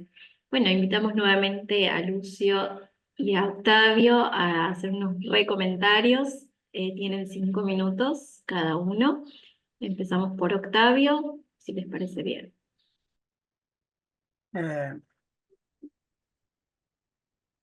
Bom, na verdade, assim, as reações aos comentários meus e do Lúcio mostra como a Alvana e Regina continuaram, e que a Alvana diz, né? Li o texto depois de um ano, senti um estranhamento com o que escrevi. E isso aqui é muito interessante, porque isso mostra como a gente escreve, publica e depois continuamos pensando sobre. A gente escreve e se arrepende. Tá?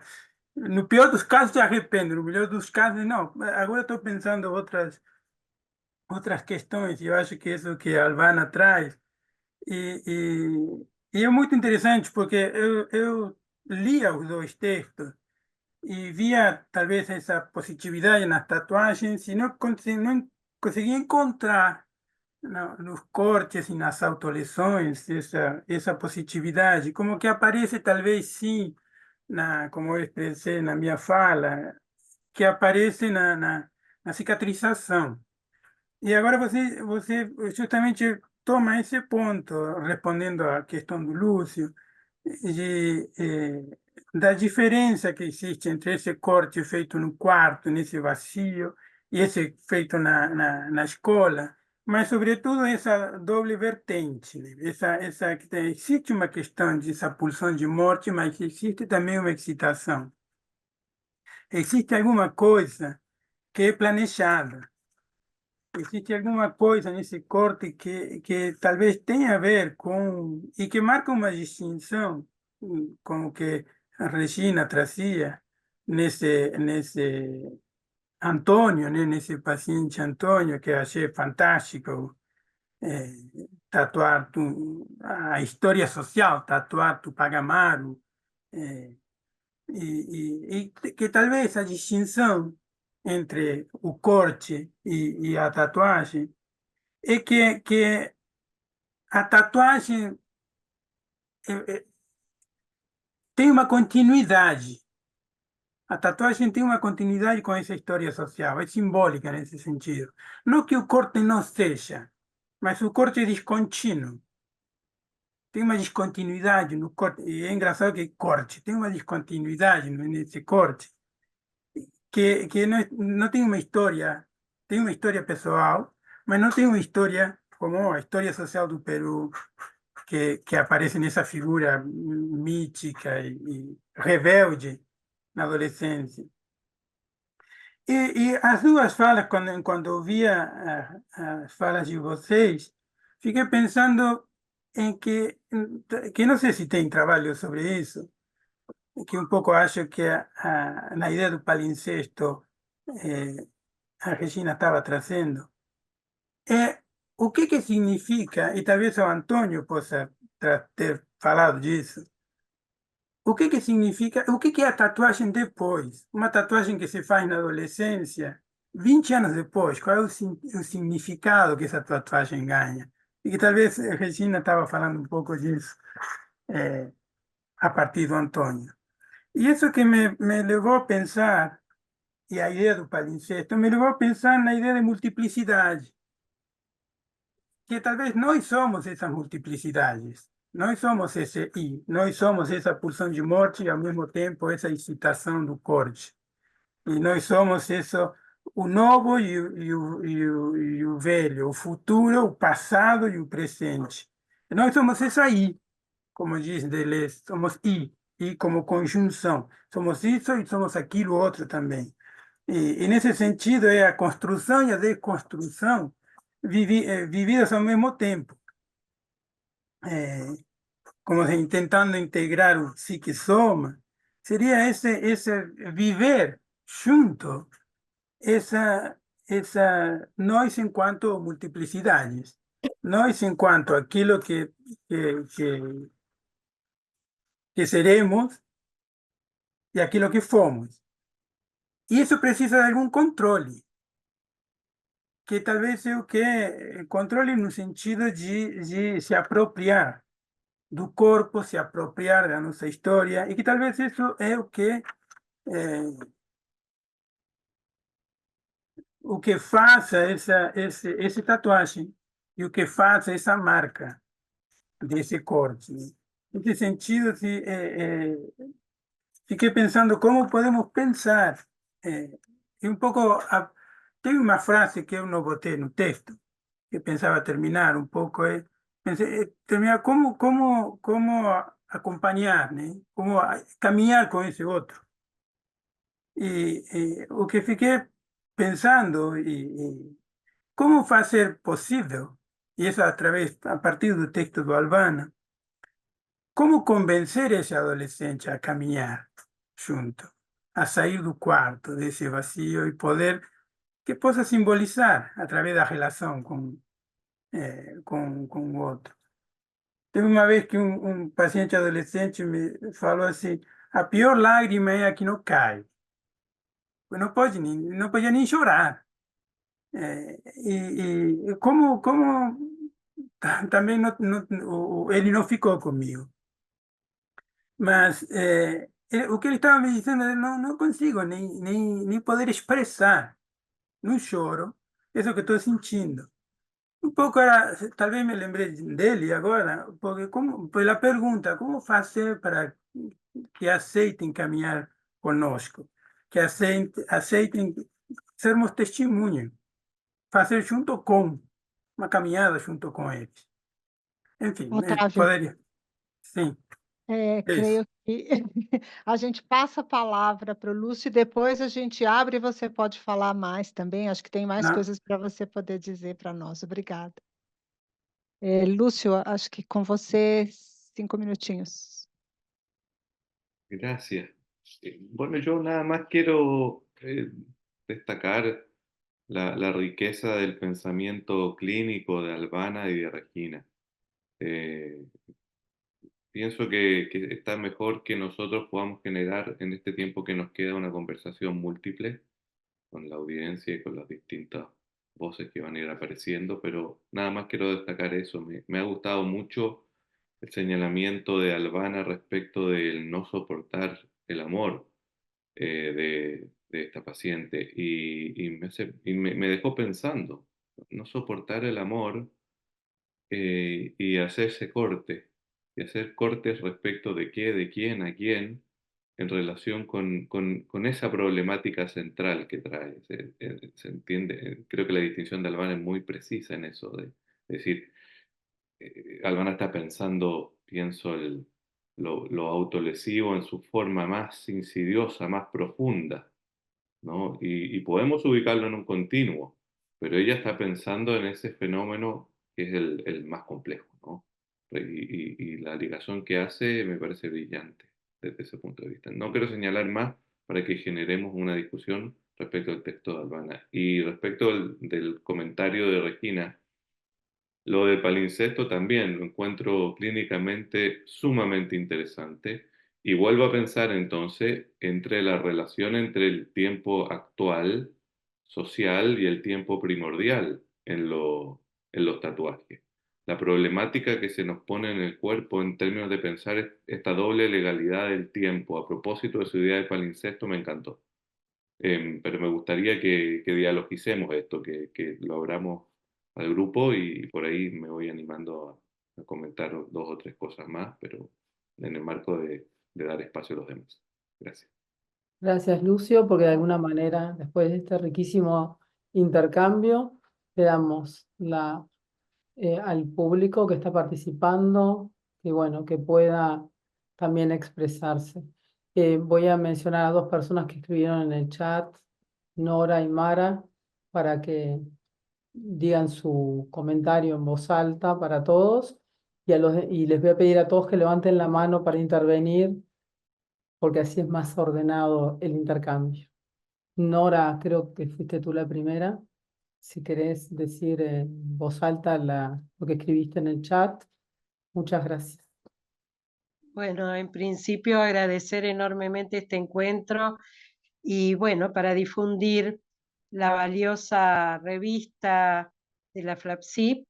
Así que bueno, estoy muy agradecida.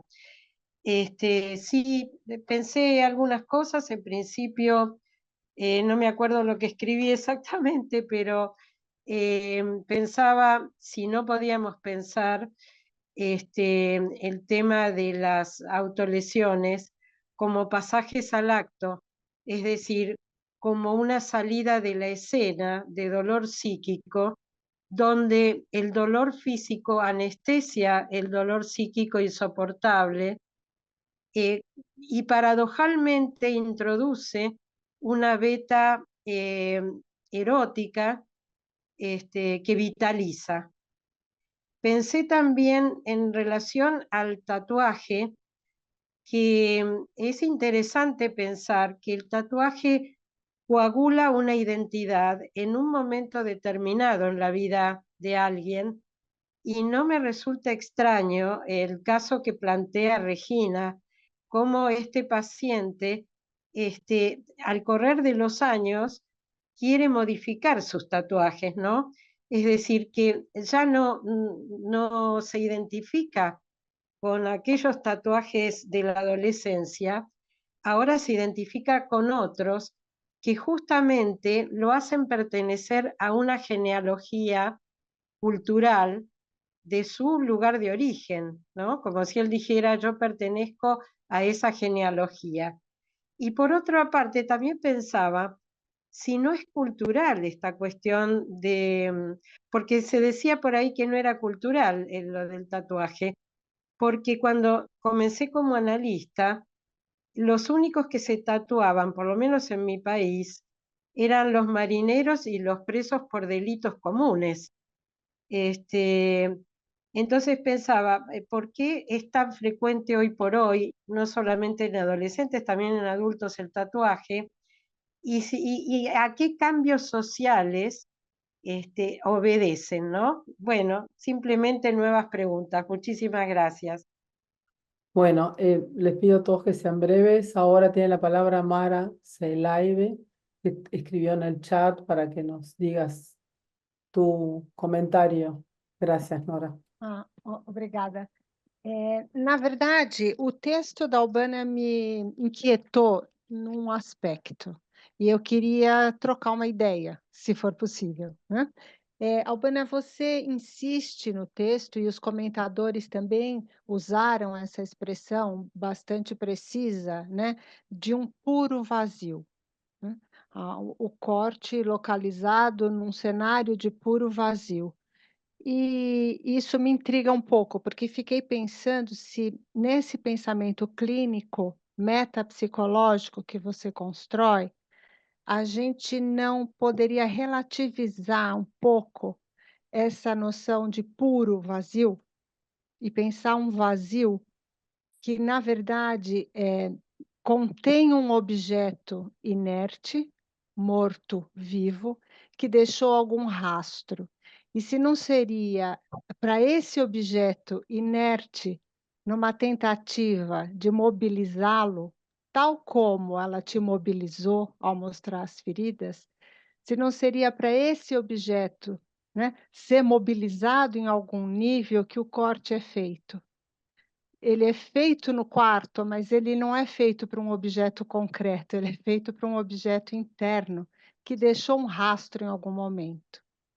Porque não consigo conceber que exista alguém sem qualquer rastro, né, de objeto, mesmo que seja um objeto morto-vivo.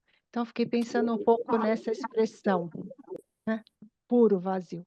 Obrigada. Gracias, Mara. Tiene la palabra Marta de Justi, que tiene la mano levantada.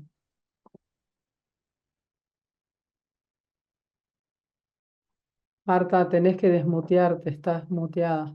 No te escuchamos. Marta, ¿podés? Ay, Sí, sí, sí. No, que quería agradecer, primero buen día, y quería agradecer a Luis y a su equipo acontecimiento de juntarnos a trabajar sobre dos preciosos artículos, ¿no? Bueno, y además sobre los que trabajamos en adolescencia, es un tema fuertemente connotado. Yo pienso que en la adolescencia, tomando lo que dice Albana, que parece de manera radical, creo que es radical, que hay una transmutación, una transmudación en el joven de todas sus raíces y de todos sus apoyos. Entonces, esto que decía Nora, que a veces el corte está ligado a suturar algo del dolor psíquico por dolor físico, me parece muy adecuado. Hay una película que se llama Los 13 que muestra esta problemática, pero hay una asistencia de un adulto, como sea. Pero si uno piensa no solamente en términos del proceso de ese adolescente, sino en los contextos culturales que nosotros estamos viviendo, me parece que esa sensación de vacío y de al revés del palincesto es, palincesto, donde no parecería que no hay ninguna marca de linaje, algo que nos precede, ¿no? Entonces que esto da lugar a numerosas cosas en el cuerpo que sí es lo que se posee. Ahora, en principio, y ni hablar si pensamos en el concepto de individualismo, porque los maoríes, por ejemplo, que se tatúan en forma ritual, una cosa muy interesante es que los otros pueden saber lo que significa ese tatuaje, ¿no? Es decir, leen ese tatuaje de alguna forma. En las primeras chicos que se tatuaban, me acuerdo, se ponían cosas, me acuerdo un chico que me crucé que tenía colocado por dentro unas especies de cuernos. Lo mismo tenía unas cosas en la piel como si fuera un reptil. Me parece que no representaba nada social, y también lo representaba, que era una dificultad muy grande para poder identificarse en algo que le tiene que ofrecer la sociedad, que son figuras de identificación que están por momentos están muy endebles. Bueno, gracias por este temazo. Creo que es muy importante para ver también estas formas que van tomando y con los cuales los jóvenes van trabajando su identidad y sus figuras de identificación. Y gracias nuevamente, Luis y equipo. Gracias, Marta. Tiene la palabra Facundo Blechner, que tiene la mano levantada. Hola, buenos días a todos. Bueno, me sumo también a las felicitaciones, en primer lugar, al equipo de la revista que viene trabajando tan intensamente para su crecimiento y también para su difusión, y me parece que esta actividad es como el primer punto, seguramente de muchas, que Luis y su equipo estarán pensando. Por otro lado, agradecerles a Albana y a Regina por los trabajos y a Octavio y a Lucio por los comentarios. Hay algo que justo se está planteando también en alguna de las intervenciones en el chat y que tiene que ver con el hecho de un ejercicio de pensamiento que nos proponen Albana y Regina a partir de la clínica, y particularmente Albana, cuya honestidad y generosidad en la presentación de su experiencia clínica conozco, porque además en Asapia, cuando en su momento trabajamos cuestiones vinculadas a esto, ya le dio una primera vuelta a las preguntas que empezaban a surgir respecto de la situación clínica de esta adolescente, y que ella haya planteado de inicio que era un tratamiento que no terminó bien, como tantos que nos suceden permanentemente, y cómo esas preguntas, a partir de lo que no funciona, nos llevan a revisar nuestras propias concepciones teóricas, ¿no? Había lo que planteaba Silvia Bleichberg, que yo siempre recupero, que es que la clínica no es el lugar donde se produce la teoría, sino que la clínica es el espacio de donde surgen los interrogantes que ponen en tensión nuestra teoría. Y creo que hay algo muy productivo, particularmente el trabajo de Albana lo conozco más, el de Regina lo leí y escuché su participación, que es justamente el modo de producir pensamiento psicoanalítico, ¿no? Creo que aquí hay un ejercicio de producción de pensamiento psicoanalítico, no solamente un debate clínico o un intercambio de experiencias. Creo que en una revista como la nuestra, que es Intercambio Psicoanalítico, que podamos estar asistiendo a un ejercicio de producción de pensamiento psicoanalítico es algo que me parece importante destacar, y en ese sentido les agradezco a todos por las contribuciones que hicieron, porque nos hacen seguir pensando a partir de las preguntas que ustedes mismos se han ido formulando. Así que gracias. Gracias, Facundo. Le doy la palabra a Marta, perdón, a Tere Casté.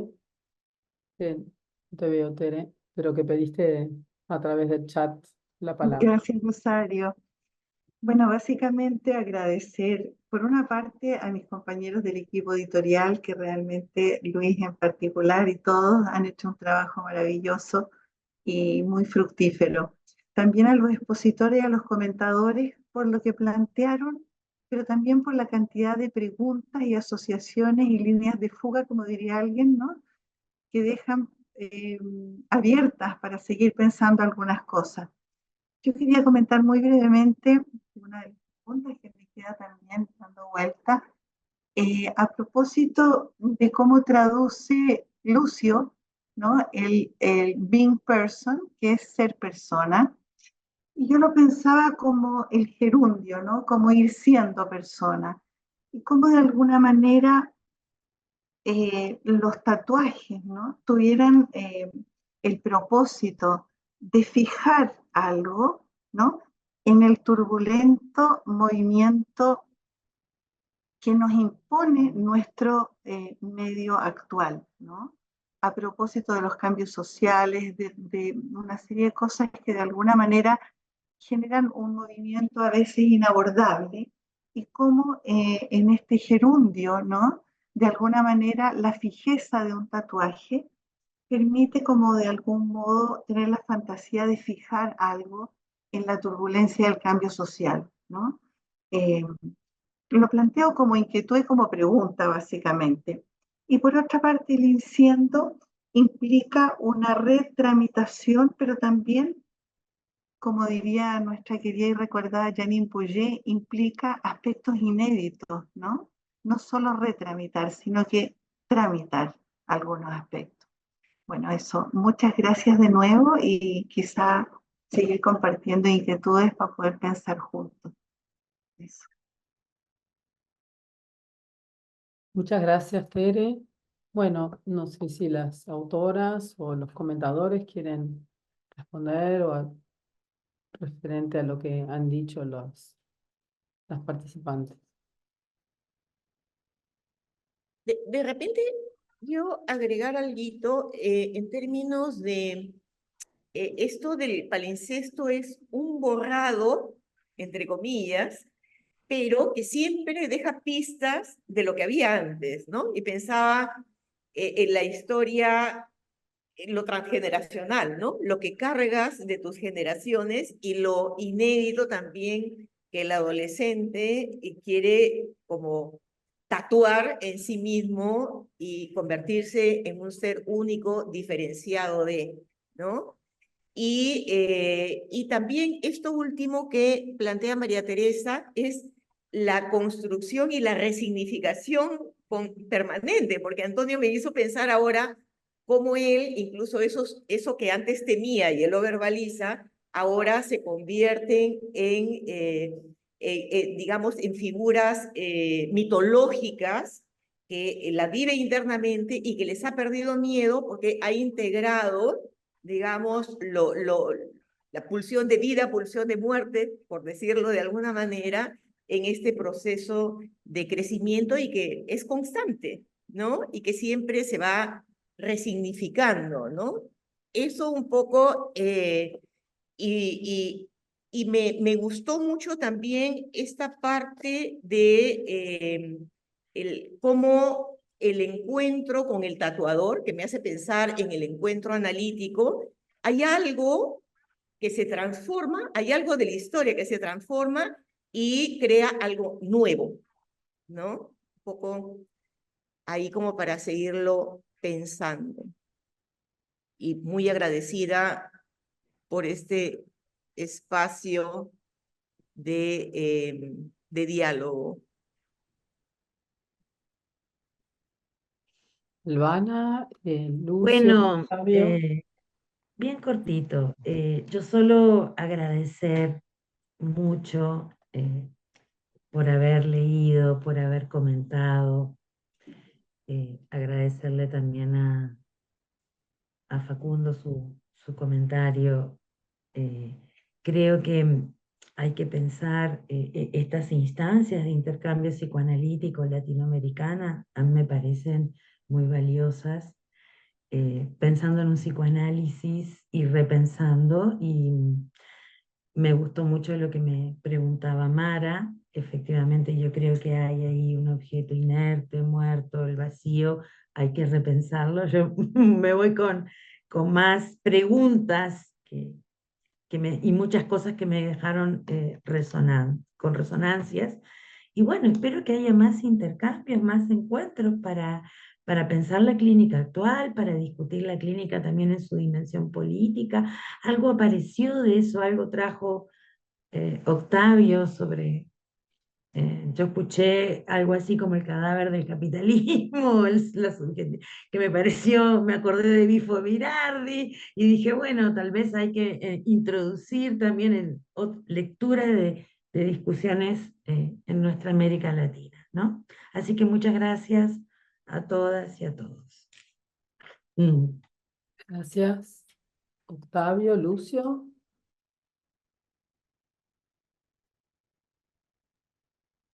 Puedes hablar, Lucio. Perdón, no escucho. Ah, voy yo. Ok. Sí, a propósito del comentario de Tere, claro, yo no fui nada preciso cuando digo ser persona. La traducción que me parece correcta es la que trae Jorge Rodríguez, que inventó el neologismo estar siendo, para traducir el being de Winnicott, porque es ser y estar en continua transformación. Eso es lo que se sigue de la teorización de Winnicott respecto al being a person, estar siendo persona, estar y estarse transformando en el estar, o el devenir, pero es muy ciútico, siempre digo eso, como que suena como a francesar Winnicott. Me gusta más la de Rodríguez, que es más latinoamericana. Pero a propósito de esa observación que hace Tere, yo pensaba también en en el modo específicamente cómo se suelen relacionar los adolescentes con los tatuajes hoy. Al menos en la experiencia clínica que yo tengo, es muy diverso. Hay algunos que traen un relacionamiento muy cargado de discursividad y otros, digamos, cuando digo discursividad me refiero de mucha producción de una cierta narrativa o un cruce con contenidos ideológicos en el sentido de posiciones respecto de algo hacia alguien, respecto de sus tatuajes. Y ahí queda muy claro ese lugar del tatuaje como un gesto de afirmación, de transformación también y de expectativa de transformación del mundo alrededor del relacionamiento con el tatuaje. Y en otros, que yo he podido escuchar, hay algo de una particular relación con la privacidad. A veces tiene que ver con el lugar donde se tatúan, ¿no? Un lugar no dispuesto para ser visto, pero no necesariamente. Y que cuando a veces pueden estar en los brazos, por ejemplo, o en el antebrazo, en un lugar entre que visible y no, pero que si uno se acerca a preguntar, hay una respuesta como si fuera una afrenta. Y eso me hace pensar también en otra línea clínica respecto a los tatuajes, como si está allí pero no me pregunten, porque preguntar pasa a ser un gesto de una suerte de violación de espacio psíquico. Entonces me parece muy interesante a propósito de los distintos modos como los adolescentes se van relacionando. Digo los adolescentes en realidad, las personas, pero a propósito de la adolescencia pienso que es una distinción que se pone especialmente en juego como el punto donde el tatuaje está dispuesto como una comunicación respecto a otros o dispuesto como una comunicación en una cierta privacidad que va más allá de, pienso yo, de la privacidad en los términos de la investidura sexual, que creo que tiene que ver con la idea de la privacidad del self. Es decir, en relación con el registro sexual, sí, pero más allá, en términos como de ese punto en el cuerpo donde se aloja una cuestión muy íntima, que está allí para sus propios ojos y para los de nadie más, aunque paradojalmente está allí dispuesto para ser visto también. Alguien podría verlo, digamos, pero no está dispuesto a mostrarlo para quienes quieran verlo. Nada más quería hacer ese señalamiento que me deja pensando y agradecer de nuevo esta instancia. Bien, gracias Lucio. Octavio. Bom, eu só queria agradecer a possibilidade de participar dessa troca riquíssima, da leitura dos textos e, sobretudo, também dos comentários. Parece que os textos ganham uma nova vida através do comentário de todos e todas. E me pareceu interessante também o comentário da Maria Teresa, dessa ideia de sendo persona. Não somente por uma questão de uma outra tradução do Winnicott, mas também por focar nessa ideia do gerúndio, e focar nos processos, e nos entender enquanto processos de transformação, e não enquanto formas. Isso também daria toda uma outra discussão muito interessante. Mas eu quero só agradecer e parabenizar a todo mundo que está aqui, todos e todas, pela riqueza da discussão. Só isso. Bueno, ¿alguien más quiere comentar algo? Si no se presenta nadie más, vamos a darle la palabra. Norberto. Norberto. Bueno, Norberto. ¿qué tal? Me sumo a los agradecimientos tanto pero también de las presentaciones y la verdad que dan muchas ganas de leer estos textos. Simplemente un pequeño comentario en relación a esto que traía Facundo de la producción de conocimiento, ¿no? Que es este intercambio. Y pensaba que desde la perspectiva que trae Lucio de diferenciar tiempo presente de tiempo primordial y que me parece que es solidaria con la idea de palincesto que traía Regina y de lo transgeneracional, me parece que nos invita también a repensar de qué se trata el vacío. O sea, cuando hablamos de vacío, ¿vacío de qué? ¿No? Más si pensamos que está en juego, si está en juego la identificación primaria, que es como esa especie de impresión a la condición humana, me parece que se me abría esta pregunta, ¿no? Cuando hablamos de vacío, ¿de qué estaremos hablando? ¿No? Bueno, era esta pequeña contribución al debate. Muchas gracias, muy rico todo. Gracias, Norberto.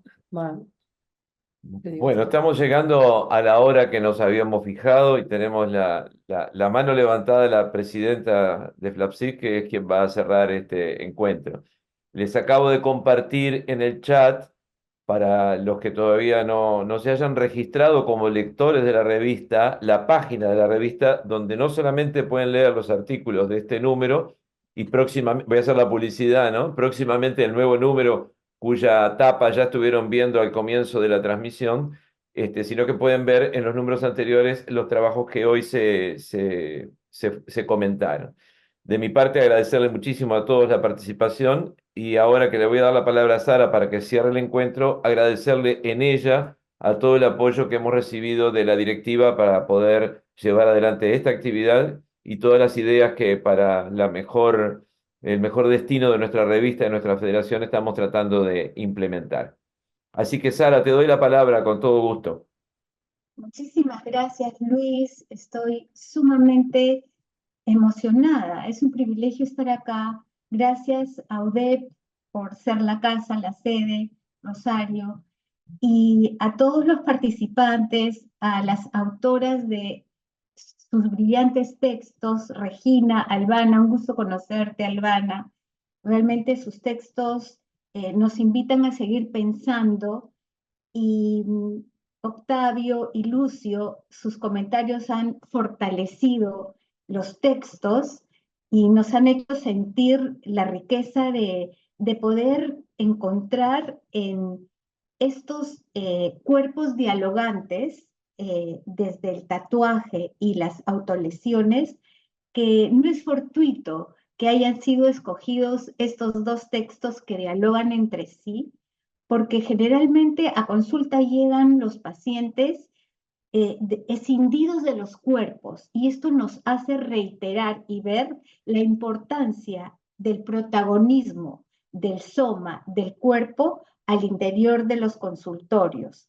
Eso por un lado. Por otro lado, estando en este espacio de la revista Intercambio Psicoanalítico, en donde el lienzo de la revista, de los textos a ser elaborados, escritos, nos invita también a poner nuestras historias, porque pensaba en ti, Albana, y en ti, Regina, y en cómo ustedes dos llegaron a interesarse, quizá a través de sus pacientes, obviamente, pero también están las historias personales, el inconsciente que habla y lo dialogante entre este péndulo de los tatuajes por un lado y las autolesiones, pero que nos hablan de una pulsión de vida, porque a través del dolor hay vida. Y nos hacen, de alguna manera, ¿saben en qué pensaba? En la complicidad voyerista, que nos hacen partícipes al interior del consultorio, pero también en el mundo epocal en el que vivimos, y hoy en día nos encontramos con tatuajes y con lesiones explícitas y no ocultas bajo la piel. Y con esto quisiera irme despidiendo, trayendo aquí los afectos de esta comunidad FLAPSIP, que me honra ser presidenta, y estoy acá con mi equipo de la gestión directiva, quienes en conjunto hacemos un trabajo y un aporte que nos torna familia con FLAPSIP. Así que este es el primero de muchos más encuentros. Luis y todos los representantes del equipo editorial y todos ustedes, gracias por todo y por estar y ser.